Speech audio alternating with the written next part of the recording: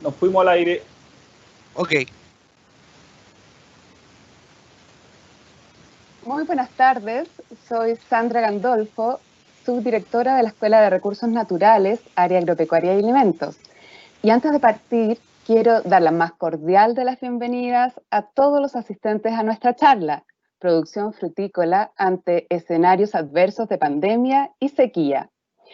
Esta es una iniciativa conjunta entre la Escuela de Recursos Naturales y la sede San Bernardo. El día de hoy nos acompaña Benjamín Muñoz. Benjamín es ingeniero agrónomo enólogo de la Pontificia Universidad Católica de Chile, con mención Producción Frutal, Viticultura y Enología. Hasta 2010 ejerció como subadministrador agrícola en Sociedad Agrícola El Encanto y Sociedad Agrícola Horcón de Piedra, participando en importantes proyectos de plantaciones y reconversión de frutales a frutales de nuez como nogales. Desde 2010 a la fecha es gerente agrícola en Agrícola Santa Rosa de Polpaico Limitada. Esta empresa cuenta con 420 hectáreas de frutales establecidos. Es una empresa productora y exportadora de fruta a diversos mercados. Hoy Benjamín nos hablará cómo esta empresa ha enfrentado el tema de la contingencia del COVID-19, tanto a nivel de los protocolos sanitarios implementados agrícolamente, como de otras adecuaciones que les han permitido mantener productos de primera calidad e incluso generando nuevas oportunidades de mejora. Por otra parte, la charla tratará sobre cómo se han debido adaptar como empresa frutícola a otro tema actualmente de contingencia, como es la escasez hídrica, grave problema que ha venido afectando a la actividad agrícola desde hace más de 10 años. Bien, sin más preámbulo, les quiero contar que está abierto el chat para que ustedes realicen las preguntas en la medida que va avanzando la charla y les dejo con ustedes a Benjamín. Gracias. Bueno, muchas gracias Sandra por una muy linda presentación. Buenas noches a todos los asistentes, al personal docente de DUOC, a los estudiantes, futuros colegas, a los colegas titulados. Y bueno, sin más preámbulo, entremos a lo que nos convoca, que es cómo somos capaces de producir fruta ante escenarios adversos como la pandemia que estamos todos viviendo hoy, y cómo somos capaces de producir con la escasez hídrica que venimos arrastrando desde hace 10 años por lo menos, sobre todo en la zona central y en la zona centro-norte de nuestro país, ¿sí? Bueno, para nadie es un misterio que la condición de pandemia a nivel mundial ha generado muertes, ha generado cese económico, ha generado un montón de complicaciones. Y la producción frutícola no está ajena, no está exenta a lo que está pasando. Sin embargo, ¿se escucha bien? ¿Sí? ¿Sí? ¿Se escucha bien? Sin embargo, nosotros ante la contingencia, la llegada de este virus a nuestro país, nosotros como empresa agrícola nos tuvimos que sentar en un escritorio y decir, ¿qué diablos hacemos? ¿Qué hacemos con esto que está pasando? ¿Cómo nos va a afectar a nosotros como actividad económica este nuevo escenario? Entonces, básicamente, nosotros no solamente como empresa, sino como gremio, como entidad, como actividad agrícola, nos vimos respaldados desde el mismo gobierno y el mismo Ministerio de Agricultura hacia abajo. En la próxima diapositiva se puede ver un link, que el que quiera queda a disposición de los oyentes, ¿sí? Es un link en el cual se presenta la legislación vigente para lo que es el efecto de pandemia, y en este caso se presenta el extracto, que es el número 15, que nosotros como producción agrícola, ¿sí? Como producción de alimentos, ¿sí? Somos infraestructura crítica, al igual que la electricidad, al igual que el agua potable, somos una infraestructura crítica, o sea, tenemos todo el respaldo, ¿sí? Para poder seguir operando en esta condición de pandemia, ¿sí? Entonces, teniendo ese respaldo, en la otra diapositiva tenemos una conversación entre el señor Ricardo Aristía y el ministro de Agricultura, el señor Antonio Walker, en el cual el ministro nos entrega a nosotros como actividad, como gremio, nos entrega todas las herramientas para poder seguir operando, pero obviamente tomando los resguardos que significa y que conlleva este problema que, bueno, todos los gobiernos del mundo es una cosa nueva, no sabían cómo enfrentarlo. Y a nosotros como empresa agrícola nos pasó exactamente lo mismo. O sea, ¿qué podemos hacer? Tenemos la herramienta, el gobierno y el ministerio nos entregan la herramienta, pero ¿cuál va a ser la estrategia a ocupar? Entonces, en base a eso, nosotros establecimos lo que se llaman los puntos críticos de control, ¿sí? Entonces, una cosa que hasta hace 5 o 6 meses atrás era casi absurdo, tuvo que hacerse una cosa recurrente y habitual, que es la toma de temperatura a la gente que ingresa a nuestras instalaciones, ¿sí? Entonces, con eso podemos tener un factor de discriminación en el sentido de que la gente que ingresa, si viene con una temperatura mayor a 37,8 grados Celsius en su cuerpo, era derivada directamente de vuelta a su domicilio porque podía ser un potencial fuente de contagio para el resto de los trabajadores de la empresa, ¿sí?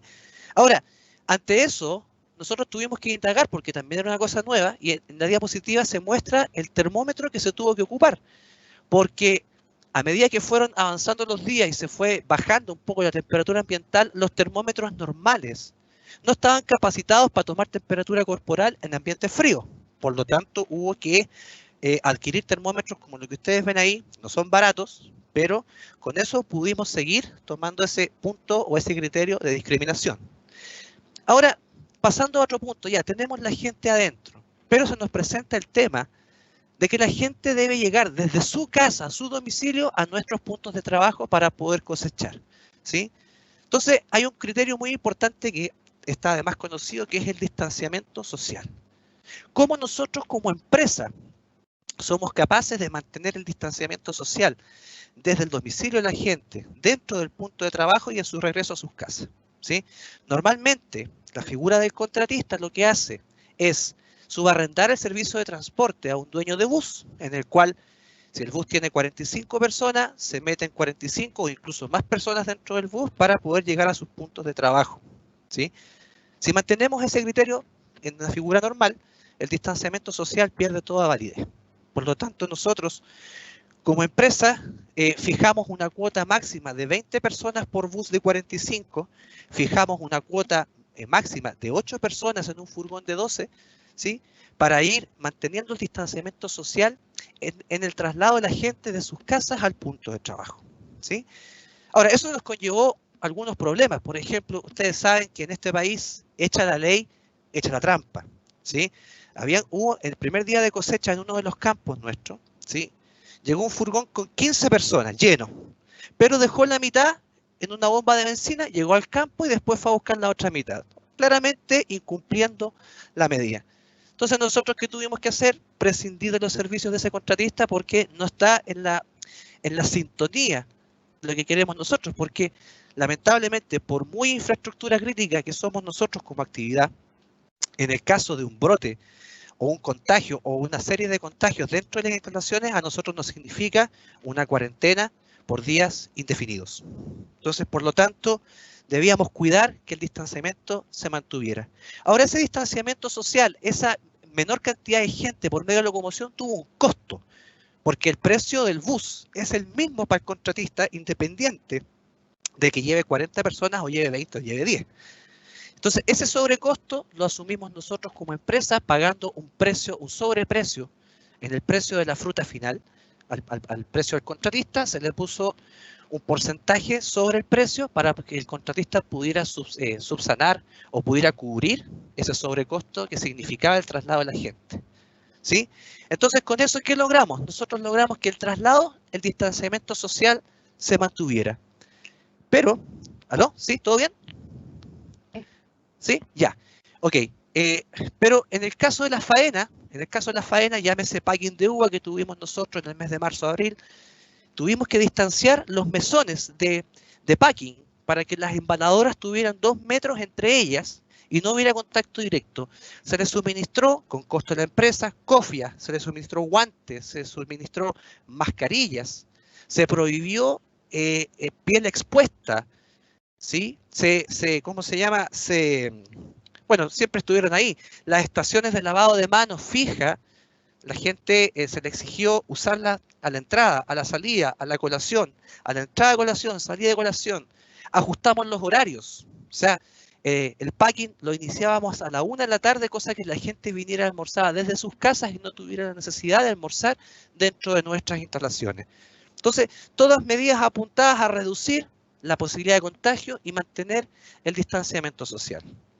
Pero eso es una parte del problema, porque nosotros después de la cosecha de uva y packing de uva, tuvimos la cosecha de cítricos, en el cual la faena es completamente distinta, es al aire libre, la gente al momento de vaciar la fruta dentro del beans se junta.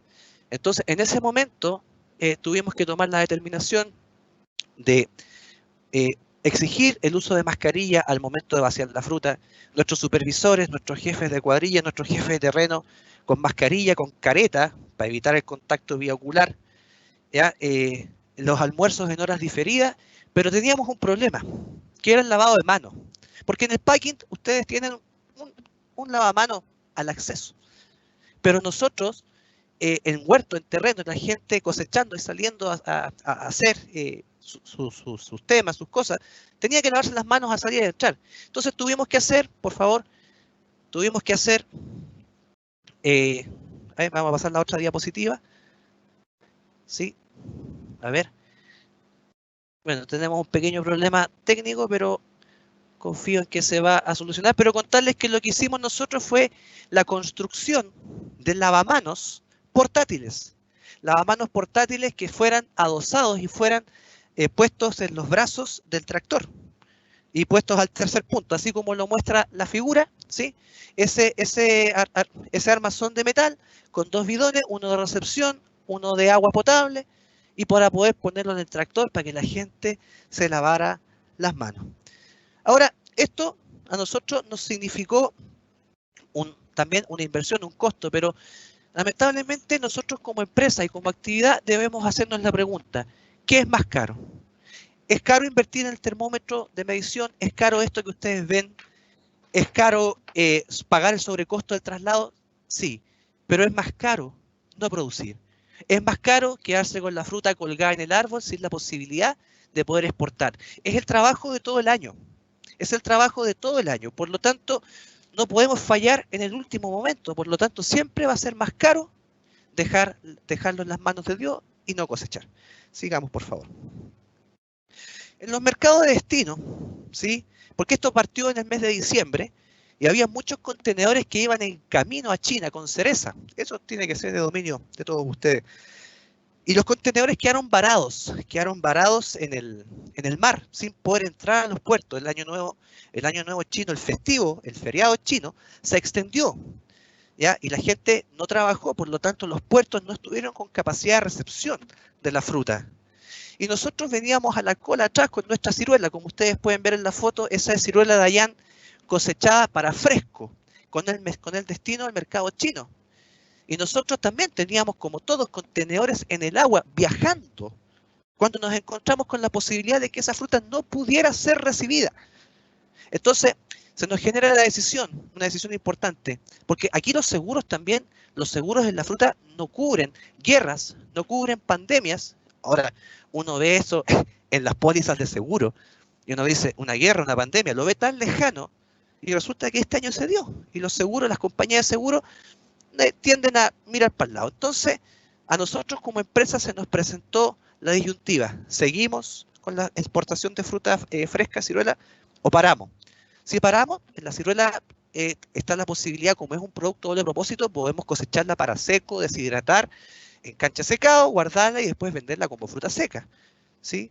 Nosotros como empresa tomamos la decisión de no arriesgar más, ¿sí? Logramos poner 500 toneladas en China, ¿sí?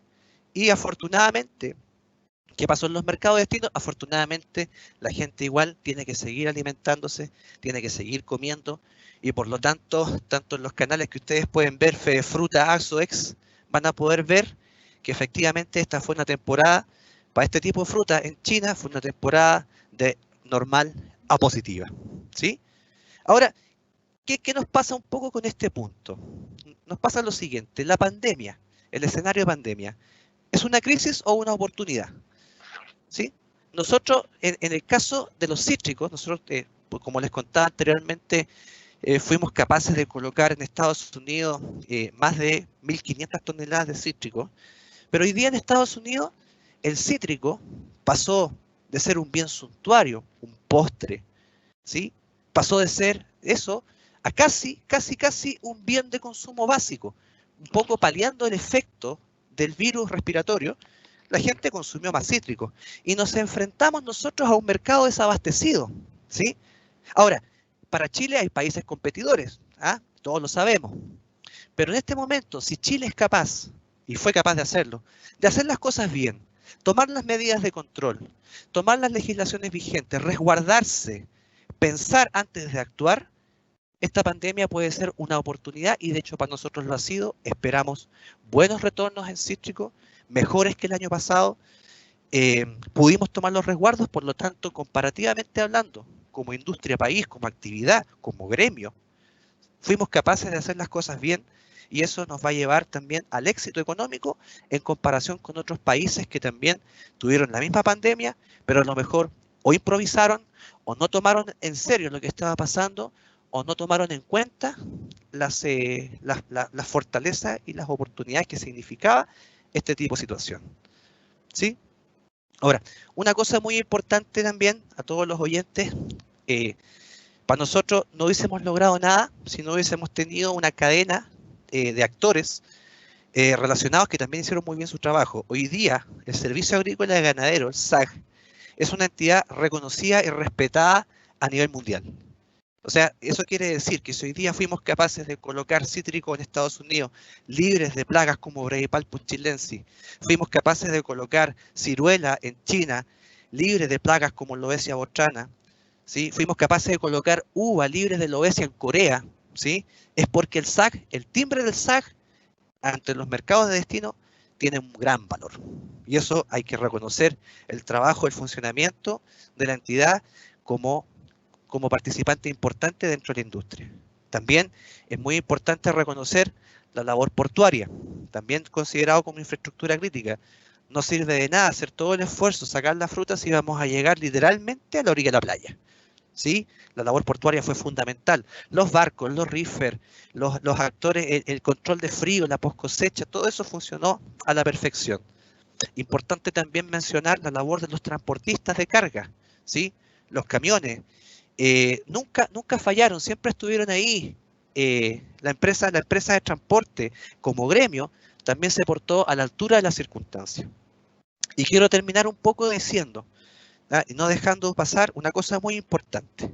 Nosotros como empresa agrícola es una empresa bastante grande, pero nuestra estructura es bastante lineal, ¿sí? Tenemos un gerente general, presidente de la compañía, un gerente de desarrollo de proyectos y nuevos proyectos, estoy yo como gerente agrícola, pero nuestro gerente general siempre estuvo en contacto con nosotros, siempre estuvo con los pies en la tierra, siempre estuvo pendiente de los problemas que tenemos, cómo solucionarlos e ir siempre buscando la mejor dirección, ¿sí? Entonces, es muy importante no endiosar un poco las altas esferas, porque de repente se pierde un poco la noción de qué es lo que está pasando donde realmente se produce la fruta. Y eso hay que tener muy claro que la alta dirección también es un agente fundamental, porque uno de repente cree, piensa y se autoconvence que está haciendo las cosas bien.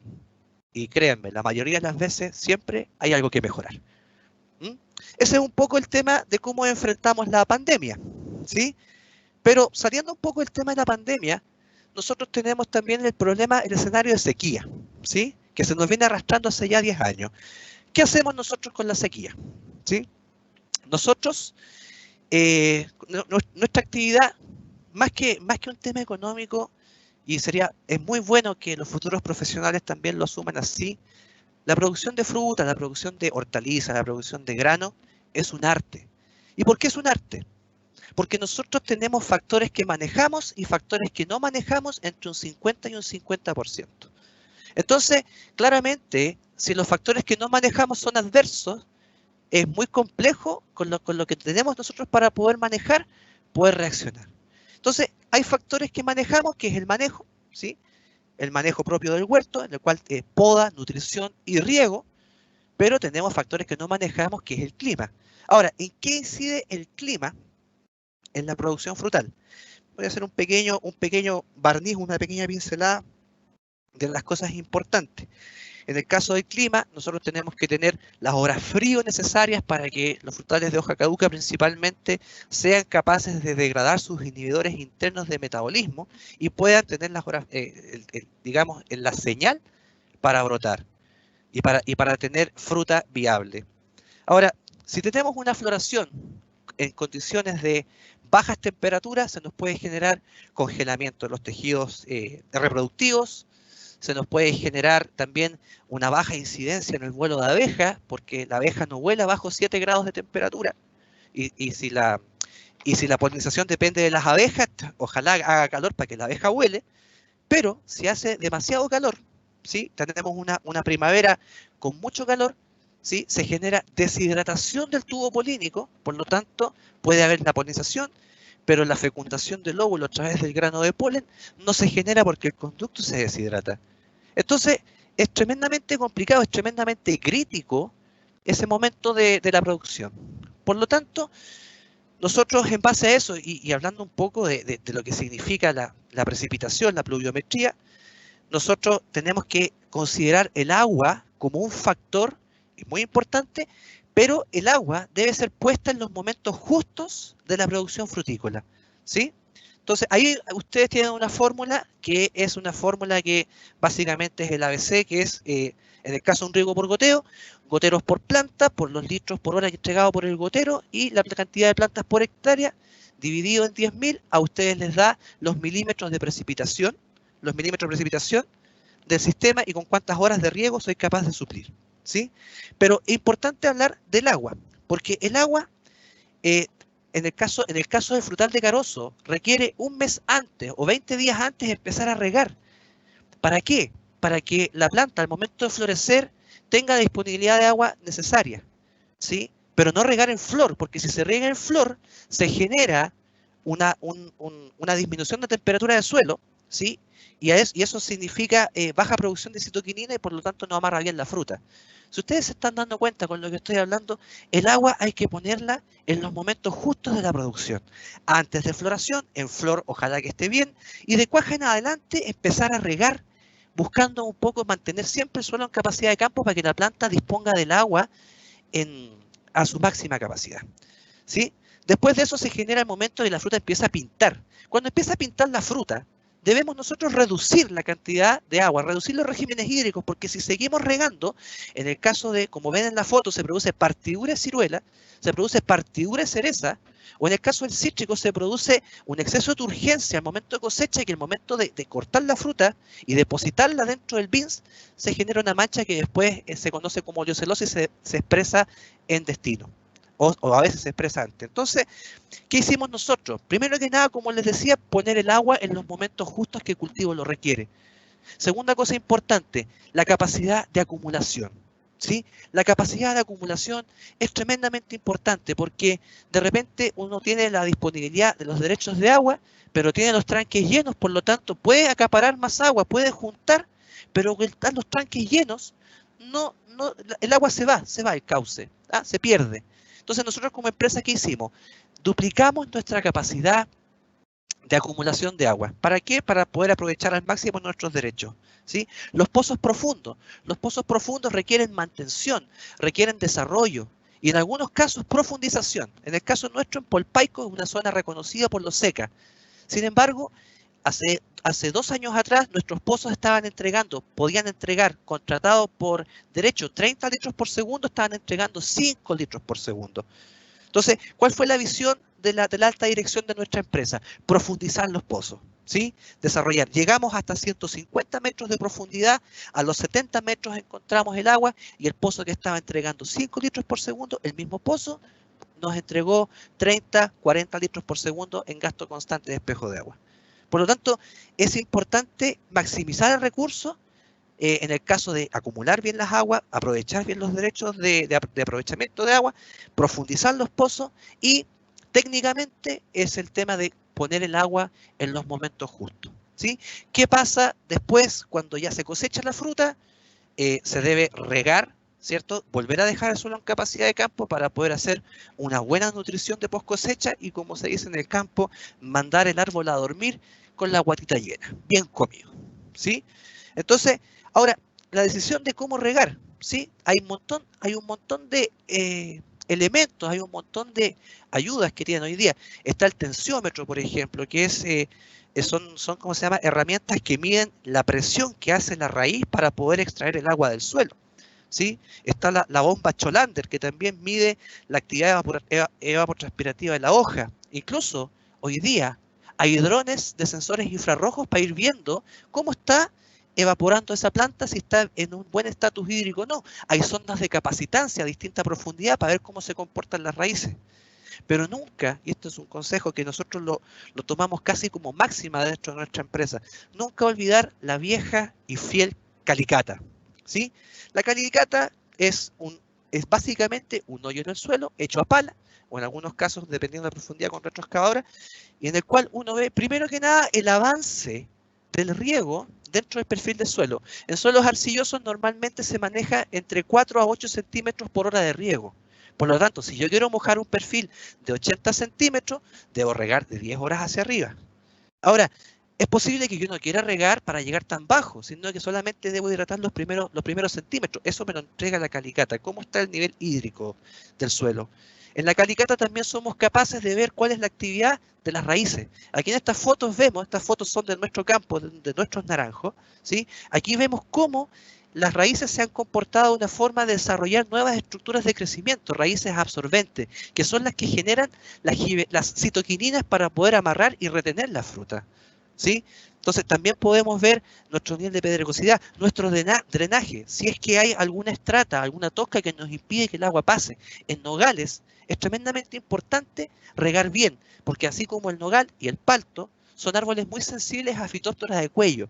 Si uno los riega mal, aparte del mal aprovechamiento de recursos, está generando una enfermedad en la planta que a la larga genera la muerte de esta y la verdad, nunca una planta de replante tiene el mismo comportamiento de una planta establecida en el primer momento del huerto. Entonces, no olvidarse, mantener siempre la costumbre, la sana costumbre, para los profesionales, los colegas que nos están escuchando, mantengamos la sana costumbre de caminar nuestros huertos. Mantengamos la sana costumbre de ir a conversar con nuestros huertos. ¿Qué les pasa? Observar el árbol. Si está amarillo, le falta agua, le sobra agua, la calicata. ¿Qué me dice la raíz? ¿Qué me dice el estado fitosanitario? Tengo pestes, tengo plagas, tengo arañita, tengo conchuela. No perder nunca, por mucho que tengamos estas herramientas de medición, que son, la tecnología siempre es buena, pero hay cosas que nunca reemplazan otras cosas, y la calicata es una de ellas, ¿sí?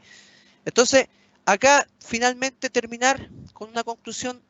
Lo más importante de esta conclusión: el agua es un recurso fundamental, pero nosotros como profesionales tenemos las herramientas y la capacidad de decidir la estrategia de cómo poner el agua, cuándo necesita el cultivo poner el agua, cuándo necesita menos, para no generar con el agua un mal aprovechamiento, pero aparte de eso, generar problemas de calidad y condición de la fruta. ¿Sí? Bueno, muchas gracias por su tiempo, por haberme escuchado. Los dejo aquí en disposición para hacer las preguntas que estimen convenientes. Muy bien, muchas gracias, Benjamín, por esta excelente presentación. Y bueno, voy un poco a irte comentando las consultas que han surgido. Manu Hermosilla nos comenta: buenas tardes. ¿Será esto un vuelco significativo hacia la alimentación sana? Sin duda, porque ¿cómo se llama? Así como en el caso de la naranja en Estados Unidos pasó de ser un bien suntuario, un postre, a casi un bien de consumo, hoy día la preferencia del cliente ya no va hacia el sucedáneo del limón, por dar un ejemplo, va hacia el limón natural, ¿sí? En el caso de una fruta en conserva, va a preferir una fruta natural, por todo lo que habíamos conversado. Entonces, la alimentación saludable hoy día ya no tiene solamente el tópico de la salud propiamente tal, sino también ¿cómo se llama?, de privilegiar la alimentación saludable, la fruta, la verdura, porque a la larga, si ustedes se han podido dar cuenta, a pesar de de estos casi 6 meses que llevamos en pandemia, hoy día La Vega, Los Valledor, las ferias libres donde se consume, donde se compra este tipo de fruta, han estado más llenas que nunca. Y eso habla claramente de que la gente hoy día, más que querer mal alimentarse, agravando un problema de salud, prefiere, si va a tener un problema de salud, que no sea por la alimentación. Entonces eso nos va a llevar de a poco a ir mutando un poco, como ha pasado en los países desarrollados, a privilegiar una alimentación saludable. Sí, yo pienso que sí. Perfecto. Y con respecto, por ejemplo, a ¿acaso habrá más necesidad por tierras nuevas para cumplir a futuro con la demanda, especialmente pensando para paltos y cítricos? Mm. Hay que tener cuidado con eso, Sandra, porque efectivamente el análisis fácil podría decir, no, plantemos indiscriminadamente, pero hay regulaciones a partir de CONAF, lo que es la tala de especies nativas.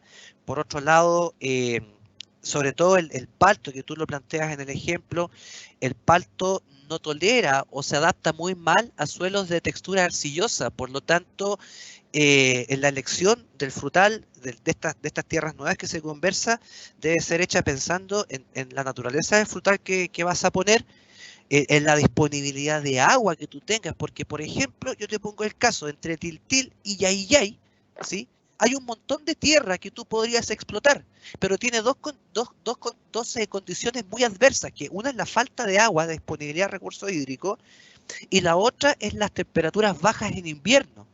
Por lo tanto, sí, se puede pensar en tierras nuevas a plantar, pero al momento de plantar, las decisiones tienen que ser muy bien pensadas, porque si falta el recurso hídrico, ya cuando tienes 3, 4 años del huerto establecido y empieza a faltar el agua, diablos, ¿de dónde sacamos el agua? ¿Sí? Entonces, básicamente yo pienso que más que seguir plantando, se puede hacer siempre y cuando tengan los factores que te digo yo, pero hagamos las cosas bien con las plantaciones que tenemos establecidas hoy. ¿En qué sentido? Aumentar las productividades. Se puede aumentar la productividad con un buen manejo de riego, como yo lo decía, potenciar floración, potenciar cuaja, bajar la incidencia de problemas de calidad y condición con buen manejo de riego, controlar bien las malezas, aumentar la producción en base a aplicaciones de extractos de algas que han dado muy buenos resultados. Yo pienso que por ahí pasa más que la necesidad de tierras nuevas. Yo creo que hagamos primero bien las cosas con lo que tenemos actualmente establecido y después, cuando tengamos el recurso a disposición, vemos si podemos hacer algo más. Perfecto. Bueno, acá hay otra consulta. ¿Cómo lo hacen para no perder la cosecha en tiempos de precipitaciones? Esto me imagino que orientaba a los cítricos que estarían en Sí. invierno. Sí, correcto. Sí, correcto. Primeramente, o sea, básicamente lo primero es meterse a cosechar cuando tienen la oportunidad. Me explico, si es un sábado o un domingo, se mete un sábado o un domingo. ¿Ya? Cuando tienes la condición organoléptica, en el caso de los cítricos, por contrato, por marketing order, tú debes tener una relación de sólidos solubles versus acidez de 8:1. Si tú estás cumpliendo eso, tú tienes alternativas como el desverdizado de la fruta, pero si está la condición interna, meterse, maximizar el tiempo. En el caso de, por ejemplo, la logística, hacen falta, si tengo que sacar la cosecha en 15 días, tengo que sacarla a 4 camiones diarios, tener los 4 camiones diarios ahí, me faltan 2 grúas, tengo 2 grúas. O sea, lo importante acá es, más que llorar sobre la leche derramada, aprovechar los días de tiempo que tengo para poder sacar la fruta. Ahora, si ya llovió y la precipitación ya está, hay alternativas de manejo. El ejemplo del cítrico, con una buena aplicación de oxicloruro de cobre u óxido cuproso y esperar a que la fruta pierda la turgencia para poder volver a cosechar, se puede volver a establecer la labor.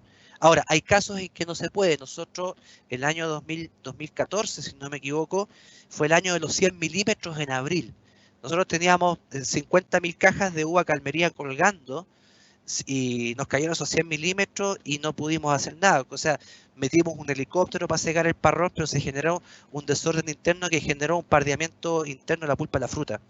Entonces, hay momentos en que uno agronómicamente, el nivel profesional, técnico está para poder hacer cosas, pero también hay que reconocer que en algunos casos, por ejemplo, también pasó con esos mismos 100 milímetros, muchos productores de nueces que no fueron capaces de cosechar antes de ese evento climático, perdieron una gran cantidad de nueces porque la nuez con esos 100 milímetros se fueron a piso y uno veía acequias de riego llenas de nueces, ¿ya? Entonces, lo importante es hacer una buena planificación, ¿sí? Meterse en el momento que corresponde a cosechar, y cuando te metes a cosechar, no hay sábados, no hay domingos, no hay festivos, porque es el trabajo de todo el año. Entonces, ese es el momento en el que tú no puedes escatimar los esfuerzos, ¿ya? Ahora, ¿hay herramientas? Sí, pero idealmente el tiempo que se va no se devuelve. Así que yo creo que ese es un poco la planificación, la logística, la estrategia, más que... Y Benjamín, justamente tomando tu comentario de que para la agricultura no hay horarios y Sí. prácticamente son todos los días y cualquier hora, la siguiente pregunta, ¿cómo cree que afecta la pandemia en términos del personal agrícola, ámbito laboral y orden de cuadrillas? Muy buena tu pregunta, porque hay un poco de doble estándar o ambigüedad en el sentido de la pandemia, porque resulta que uno al trabajador agrícola le exige mucho: oiga, lávese las manos, oiga, cuídese, oiga, use mascarilla, y ellos se enojan, se molestan, porque creen que es como se llama una majadería de parte de uno, ¿sí? Entonces ellos se complican, pero tú los vas a ver, Sandra, y nos pasó en la cosecha de cítricos, compartiendo un cigarrillo, compartiendo otro tipo de cigarrillo entre ellos, pasándoselos de boca en boca. Entonces hay un doble estándar de decir: oiga, no nos molesten tanto, pero por otro lado no tenemos mucha conciencia de cómo se contagia esta enfermedad, o no estamos dispuestos a cambiar nuestros hábitos por esta enfermedad. Entonces, la pelea es casi contra la idiosincrasia, ¿sí? Nosotros le ponemos las cosas, damos las herramientas para poder cuidarse, pero el cuidarse o el autocuidado depende de ellos, y en algunos casos, sobre todo en la gente más joven, porque la gente mayor, cuando hay responsabilidad, cuando hay bocas que alimentar en la casa, de repente tienen un poco más de sentido común.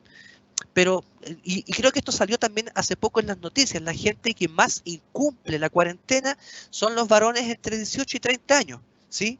En el caso de nuestras cosechas pasa lo mismo. La gente con la que más tenemos problemas es el varón entre 18 y 30 años, que cree que que no tiene conciencia que esta es una actividad que puede parar por culpa de él, o no tiene conciencia que él se puede contagiar, y si se contagia probablemente pueda terminar con un ventilador mecánico, y no lo entienden. Entonces, ha sido re complejo crear conciencia de que, aparte de, o sea, creen que uno lo ve por el lado de uno, pero de que nos pueden parar toda una actividad, pero aparte de eso está su salud de por medio. Y eso nos ha costado un poco pelear contra la idiosincrasia del Superman chileno. No les pasa nunca nada a ellos. Entonces, ha sido difícil, pero yo creo que la gente ha ido tomando conciencia, ha ido entendiendo un poco de qué se trata esto. El país más industrializado del mundo es uno de los que más muertes tiene. Entonces aquí no pasa por condición social, no pasa por raza, no pasa por estatus socioeconómico. Aquí esta enfermedad no discrimina, puede caer cualquiera, y eso nos ha costado mucho hacer tomar conciencia a nuestra gente. Correcto. Bueno, aquí Tomás Garcés nos pregunta, ¿hay algún instrumento que mida la capacidad de campo y punto de marchitez permanente con exactitud? ¿Cuál es tu opinión? La verdad que sí. La verdad que sí. En el caso, yo te puedo hablar de la experiencia un poco del tensiómetro. Nosotros no ocupamos tensiómetro, pero sí en Horcón de Piedra, en Canto, sí los ocupé, ¿sí? El tensiómetro normalmente son dos estaciones, uno de 30 y uno de 60. Entonces, me refiero a 30 centímetros de profundidad, 60 centímetros de profundidad. Entonces, cuando uno ve que el tensiómetro de 30 está aumentando sus centibares, o sea, quiere decir que la raíz está haciendo más fuerza para poder extraer la molécula de agua, que en el caso de las arcillas está absorbida por carga eléctrica, ¿sí?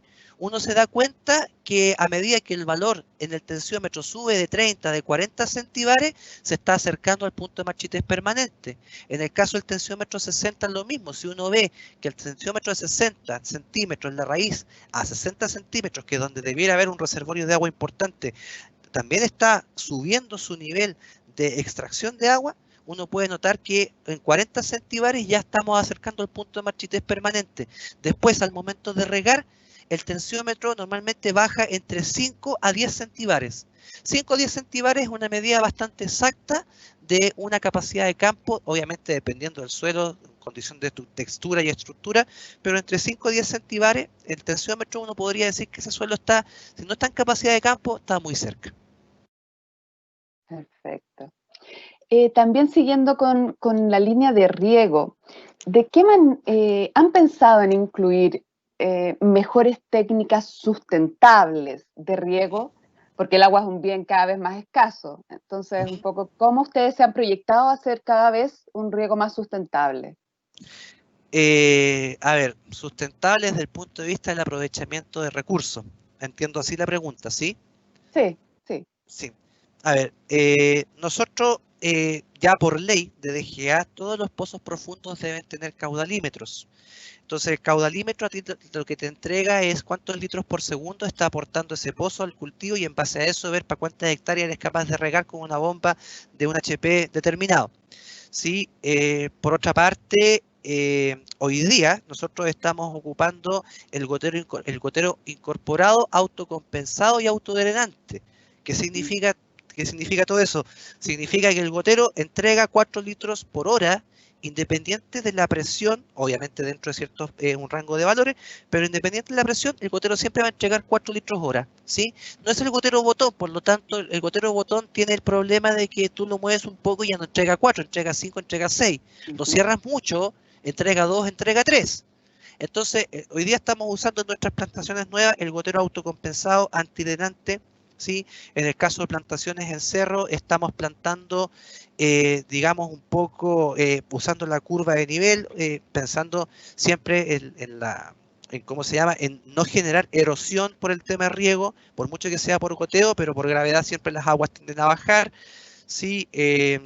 En el caso de nosotros, el diseño hidráulico lo hace el gerente general, el presidente de la compañía, que es ingeniero civil, por lo tanto se reduce lo que es pérdida de carga, por mal uso de tubería. Siempre usamos tubería clase 4, clase 6, y cuando estamos usando en cerro estamos usando tuberías clase 10 para evitar la ruptura, evitar problemas de cavitación. Entonces a la larga, la proyección que hacemos nosotros es hacer un uso más sustentable, más eficiente, y como decía en la charla, poner el agua, igual que una receta de cocina, poner el agua cuando el cultivo lo requiere. Perfecto. Benjamín, un poco tomando un comentario que tú hiciste respecto de que hoy en día la DGA te obliga a poner un caudalímetro en los pozos y todo eso. ¿Cómo has notado tú que ha evolucionado las fiscalizaciones en cuanto a todo lo que debiera cumplirse en la gestión del agua, a nivel de regantes, a nivel de las juntas de vigilancia, etcétera? ¿Cómo está haciendo esa fiscalización y gestión? Mira, Sandra, la verdad, esa es una pregunta que da para una charla completa de una hora más, ya, porque resulta que hoy día, en el caso, voy a separar un poco lo que es el agua subterránea, que es pozo del agua superficial, ¿sí? Hoy día la gente no tiene muy claro cuántos derechos le corresponden de acuerdo a su contrato. Nosotros en Yayay nos tocó vivir una situación en la cual un grupo de regantes teniendo menos derechos de agua que el grupo de regantes al que pertenecíamos nosotros, digamos, hablemos de Oriente y Poniente. La gente del Poniente tenía menos acciones que nosotros, pero tenían el tiempo de agua mayor que nosotros, o sea, estaban ocupando más el agua que nosotros, teniendo menos acciones.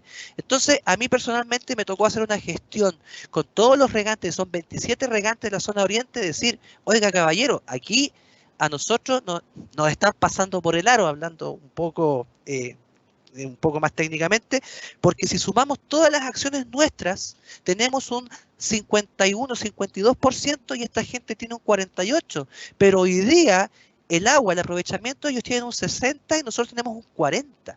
Entonces, nosotros tuvimos un problema bastante grande, incluso llegando a la instancia casi de poner lo que se llama el juez de río, que es pedir la intervención directa de la DGA en el canal, una intervención externa, sacar la directiva actual.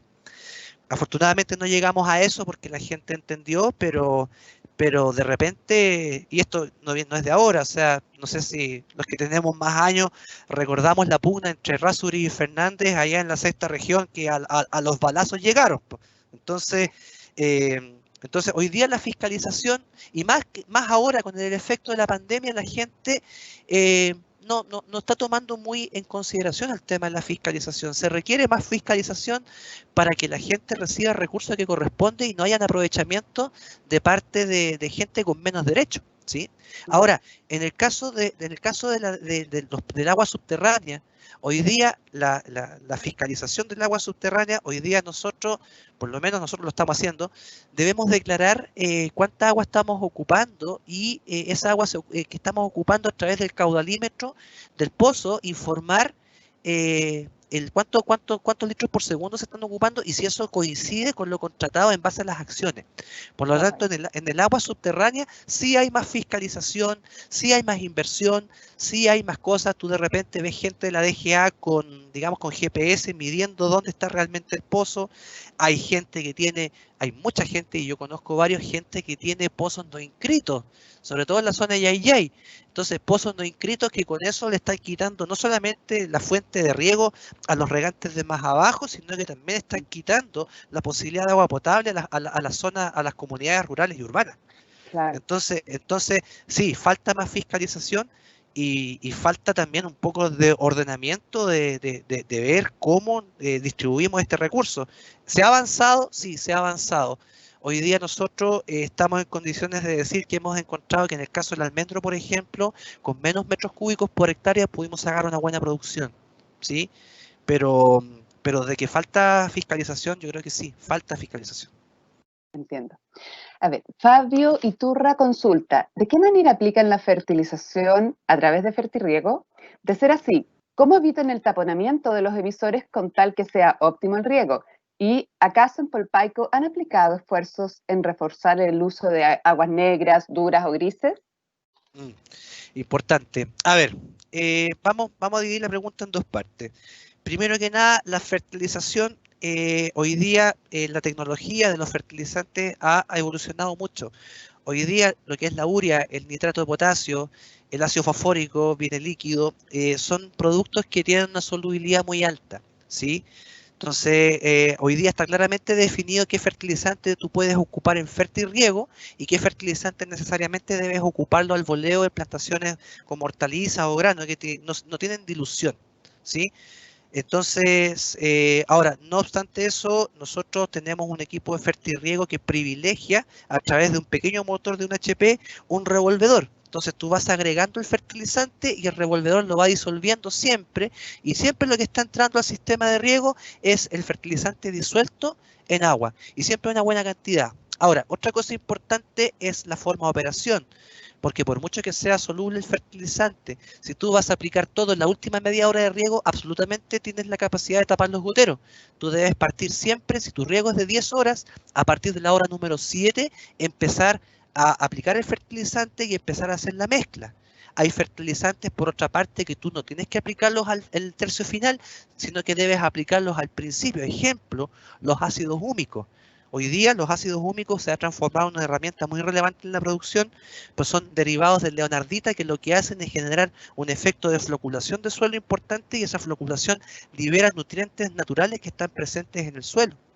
Pero ese ácido húmico tiene el problema de una baja disolución, por lo tanto tú debes empezar a aplicarlos desde el momento que inicias el riego, para que también su nivel de profundización, hablábamos de 4 a 8 centímetros por hora en el caso de un suelo arcilloso, ¿sí? Para que la profundización de ese ácido húmico llegue a donde tú quieres, debes empezar a aplicarlo en el momento, al inicio de riego, ¿ya? Ahora, con respecto a la otra pregunta que tú me hacías, era el tema de aguas negras. Sí, nosotros, sí han utilizado. Sí, nosotros afortunadamente no estamos cerca de centros urbanos que tenga la posibilidad de contaminación de las napas por aguas negras, ¿sí? En ningún caso. En el caso de, como por ejemplo el caso de Maipú, La Farfana, que hay, o todavía quedan agricultores cerca de la autopista del Sol que están enfrentados a ese problema. Ahora, nosotros tenemos, a todos los cultivos, tenemos la certificación Global Gap 5.2 vigente, en el cual nos prohíbe terminantemente ocupar aguas de ese tipo en nuestra producción. por lo cual nosotros debemos respaldar una y en algunos casos hasta 2 veces o hasta 4 veces al año análisis de agua, en el cual el análisis se hace de 2 tipos, el físico-químico y el microbiológico. El microbiológico te mide la cantidad de coliformes fecales y el físico-químico el nivel de sulfatos, de cloruros que pueda tener el agua, el nivel de plomo y metales pesados. Entonces, nosotros por un tema casi de legislación y casi de higiene, no tenemos acceso ni oportunidad de ocupar ese tipo de recursos para nuestra producción. Mira, con respecto a eso mismo, hay una consulta que dice, ¿cómo lo hacen para tener inocuidad de agua? Por ejemplo, en China le incorporan peces en los estanques para reducir las algas. Ujú. ¿Tienen Ya, alguna experiencia o ocupan algún tipo de procedimiento más habitual? mira, nuevamente separo lo que es agua superficial de agua de, digamos, de profundidad, agua de pozo. El agua de pozo, al nivel que se extrae, que son 70 metros, básicamente es un agua purificada. O sea, estamos hablando de un agua inocua al 100%. ¿Sí? Ahora, en el caso del agua superficial, efectivamente el agua superficial trae una carga más alta microbiológica, ¿sí?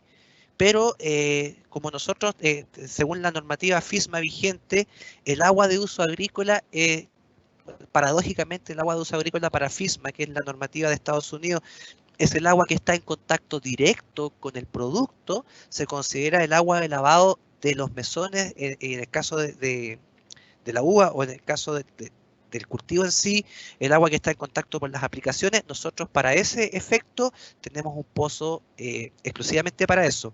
En el caso de las aguas de riego, que no son consideradas como aguas de uso agrícola, ¿sí? Nosotros esas aguas dentro de todo, tú riegas con esas aguas a través del sistema de goteo. Nosotros tenemos la posibilidad de clorar esa agua, ¿sí? Hemos encontrado que para un tanque de 2000 litros con 100 cc de cloro, tú llegas, para 2000 litros 100 cc de cloro, llegas a una inocuidad casi igual que lo que es el agua potable. Entonces, en base a eso, cuando se necesita tener un agua más inocua, que es en el caso de aplicaciones de pesticidas, de productos químicos, de fertilizantes, esas aguas sí se tratan de esa forma. Ya, perfecto. La siguiente pregunta de Ignacio Ulloa.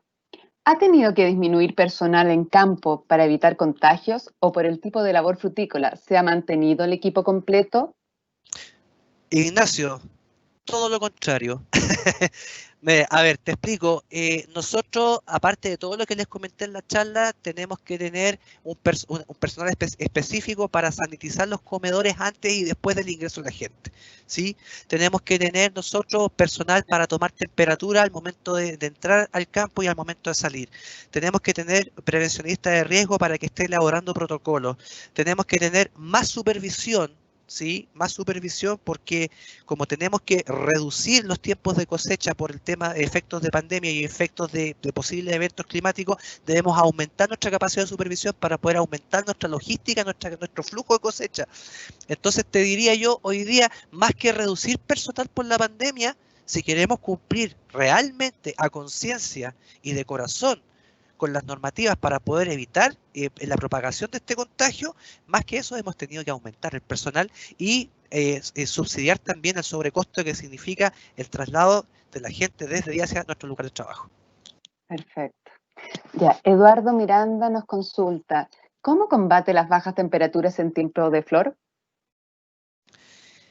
Mira, me gustaría poder responder a Eduardo que tenemos el sistema de control en base a aire caliente, molinos de viento con gas.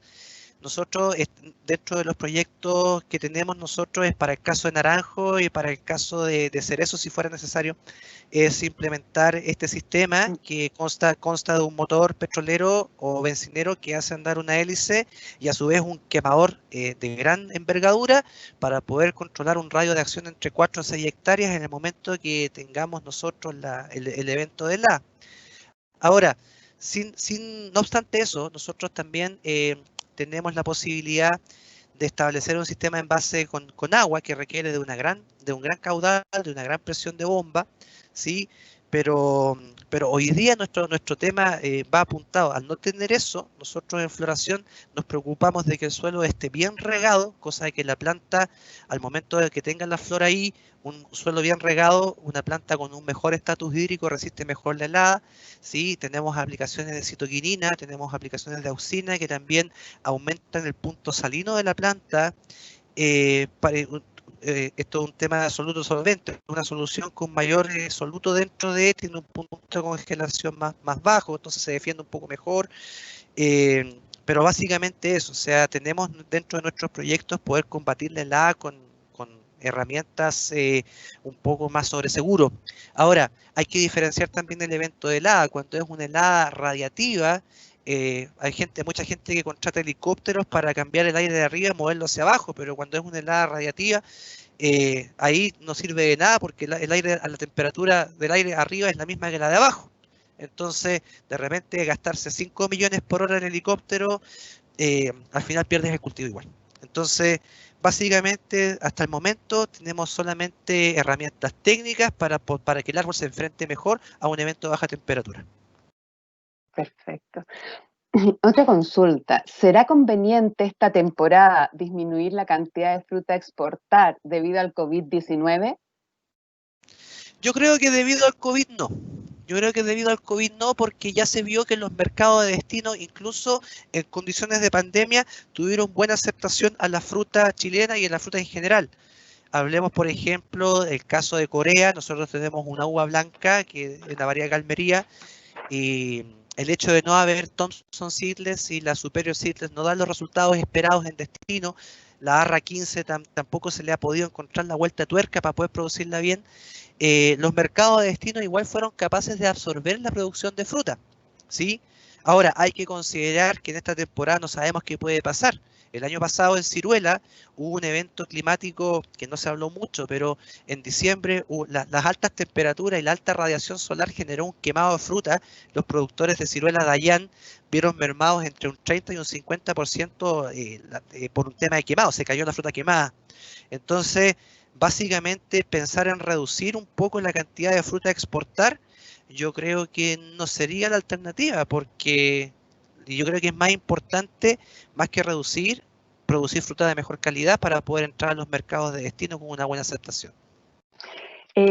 Antes de seguir, quiero recordar a los asistentes que los invitamos a contestar una breve encuesta para conocer sus opiniones en cuanto a esta actividad que va a estar colgada en el chat.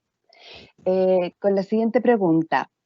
¿Qué piensas tú, Benjamín, si estamos preparados o ustedes como empresa están preparados para las plagas que hoy en día amenazan en llegar al territorio nacional?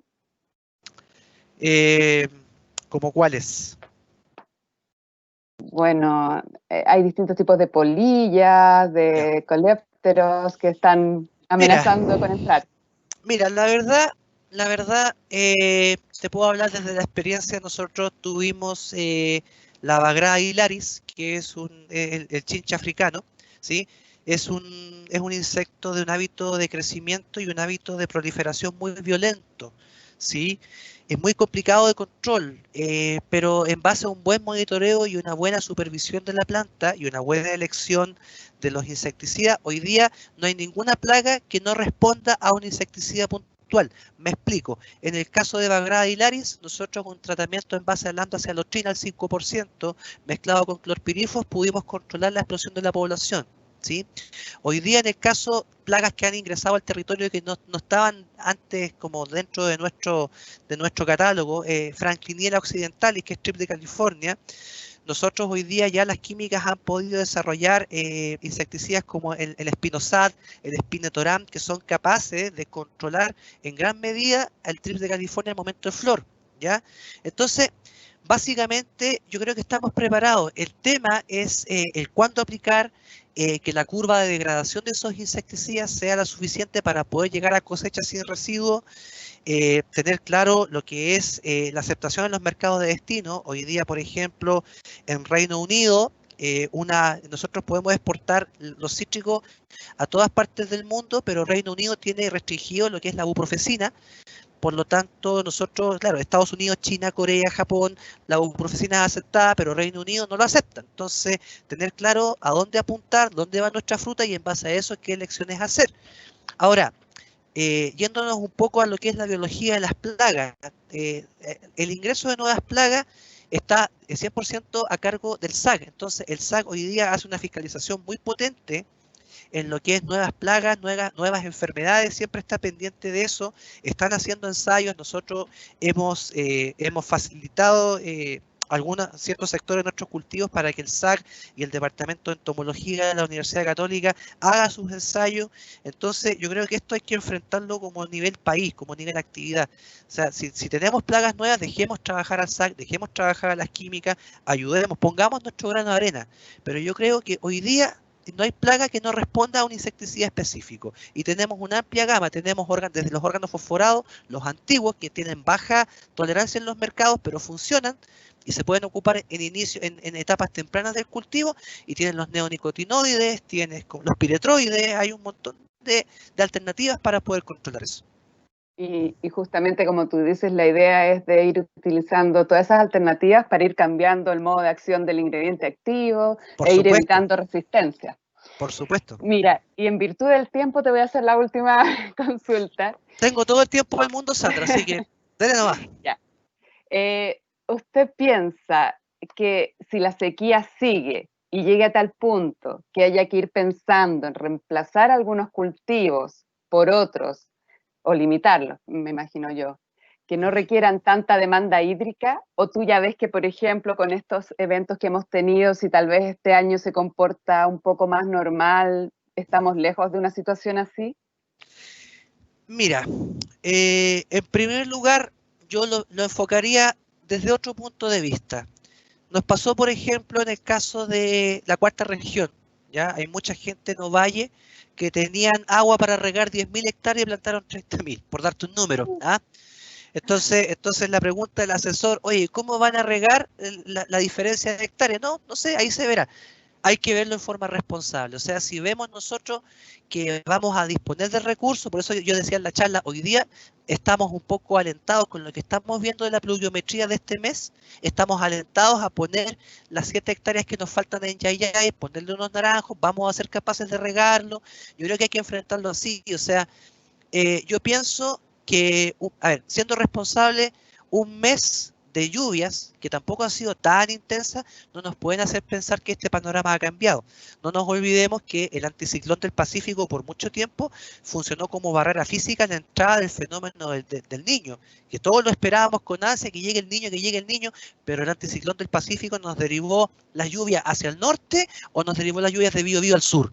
Eso pasó el año pasado. Entonces hay que tener un poquito de cuidado. Veamos qué pasa el mes de julio, veamos qué pasa el mes de agosto, veamos qué pasa con la nieve en la cordillera, veamos qué pasa con ¿cómo se llama? Veamos qué pasa con el nivel también de temperaturas bajas, porque esto trae acarreado también la posibilidad de heladas tempranas en el inicio del cultivo. Entonces yo creo que hay que ser un poquito responsable. Una golondrina no hace verano, una lluvia no nos entrega recursos para poder pensar que esto va a volver a ser como antes. Hay que tener cuidado. Bueno, y ahora una última pregunta. ¿Tú crees que con este tema del COVID-19 se prevé o se puedan proyectar nuevos reglamentos, nuevas restricciones para la siguiente temporada de exportación a nivel de nuestros mercados? Sí, absolutamente. Sí, absolutamente. O sea, a ver, yo pienso que, si bien es cierto, nosotros como empresa o como actividad reaccionamos ante la contingencia, ¿sí? O sea, nuestro departamento de prevención de riesgos de un minuto a otro pasó a tener un alto trabajo, elaborar protocolos, fiscalizar el cumplimiento de los protocolos, adquirir controles de temperatura, adquirir, ¿cómo se llama? También sanitizadores, tomar más personal para poder cumplir la normativa. Entonces, puede llegar el día en que si esta pandemia se extiende, tengamos marcos regulatorios distintos. Ejemplo, hoy día hay protocolos como, en el caso de los paltos, hay protocolos como el protocolo GRASP, que es psicosocial, que se preocupan de cómo está establecido la empresa en base al bienestar social y laboral del trabajador. Entonces, no sería nada raro que el protocolo GRASP se extienda también a ver que el trabajador trabaje en condiciones seguras para evitar contagios, no solo del COVID, también hay otros virus que están apareciendo que también son tanto o más letales que el COVID. O sea, en la zona de India tengo entendido que apareció un nuevo virus también que están tratando de contenerlo. Entonces, no sería nada de raro que el marco regulatorio, a ver, normalmente el marco regulatorio para nuestra actividad no va en descenso, siempre va en alza. Entonces, no me extrañaría que el COVID también generara un nuevo marco de regulación legislativa para lo que es el desarrollo de la actividad. Bueno, Benjamín, no me queda más que agradecerte, pero profundamente en nombre de toda la comunidad, por haber compartido toda tu experiencia y tu visión en esto del negocio frutícola y enfrentado a estos dos tipos de limitantes, como han sido el COVID-19 y la sequía hídrica, la sequía que estamos enfrentando. Y también agradecerle profundamente a nuestra docente de la sede San Bernardo, Susi Muñoz, por toda su colaboración y toda su gestión para que toda esta charla se hiciese realidad. Muchas gracias a ustedes, muchas gracias a los participantes por todas sus preguntas y bueno, nos veremos en otra oportunidad y que tengan unas muy buenas noches. Muy bien, pues Sandra, Gracias, Benjamín. encantado de poder compartir con usted y siempre a disposición para lo que es el evento de la docencia, siempre comprometido con ustedes. Gracias a ustedes. Estupendo. Muchas gracias, que estés muy bien. Muy buenas noches a todos. Gracias, buenas noches.